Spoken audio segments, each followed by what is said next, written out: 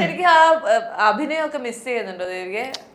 അങ്ങനത്തെ ആ ഒരു സമയം അതെന്താണെന്ന് ഇപ്പൊ ഓർമ്മ പോലും ഉണ്ടാവാൻ സാധ്യതയില്ലല്ലോ. ഞാൻ മറന്നിരിക്കുകയാണ്. ഓരോരുത്തർ ചോദിക്കുമ്പോ എന്ത് നന്നായിട്ട് അഭിനയിച്ചിട്ട് ഓഫറുകൾ വരുന്നുണ്ട്. ആണോ? എന്നോട് ചോദിക്കും ടോക്സിക് ഭർത്താവ് വിടുന്നില്ലടാ, ഭർത്താവിനോട് ചോദിക്കുക പോകുന്നില്ലേ. ഞാൻ പറഞ്ഞില്ല. ഭർത്താവ് അതിന് മുന്നേ പറയും ഇപ്പൊ നല്ല നായിക നടിമാരൊക്കെ വന്നിരിക്കുന്ന സമയമാണ്. അപ്പൊ നെക്സ്റ്റ് ഡേ താങ്കൾക്ക് ഓഫർ വന്നിട്ടുണ്ട്. ഞാൻ പറഞ്ഞില്ല, അമ്മ റോളൊക്കെ ആയിരിക്കും, അതുകൊണ്ട് വേണ്ട ചെയ്യാൻ വേണ്ടി. ഹീറോയിനെ വന്നേക്ക്. അതെ, അത് അമ്മേന്റെ റോളായിരിക്കും. കുട്ടിയാണ് ചിലപ്പോ.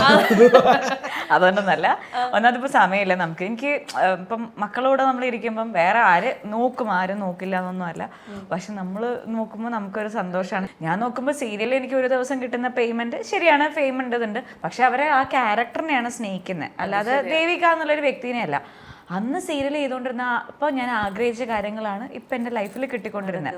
അന്ന് എല്ലാവരും എൻ്റെ അടുത്ത് പറഞ്ഞു അയ്യോ ബാലാമണിനെ ഞങ്ങൾക്ക് ഇഷ്ടമാണ്, അങ്ങനെയാണ് പറഞ്ഞുകൊണ്ടിരുന്നത്.